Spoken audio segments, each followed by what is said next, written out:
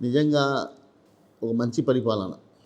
దివంగత ముఖ్యమంత్రి పెద్ద ఆయన వైఎస్ జగన్మోహన్ రెడ్డి గారి ఆశా సాధన కోసం రాజకీయాల్లో వచ్చిన ముఖ్యమంత్రి గారు వారి నాన్న కన్నా 2 అడుగులు వేసి ప్రతి కుటుంబంలో మా నాన్నగారి ఫోటో ఎలా ఉన్నదో నా ఫోటో కూడా అలాగే ఉండాలని ఒక పరిపాలన ఇస్తున్నారు. ఎందుకంటే మనం చూసాం దివంగత ముఖ్యమంత్రి ఏ విధంగా ఆరోగ్యశ్రీ కానీ 108 కానీ రైతులకు ఉచిత విద్యుత్ కానీ మైనార్టీ ముస్లింలకు రిజర్వేషన్ కానీ ఇవన్నీ ఇవ్వడం జరిగింది.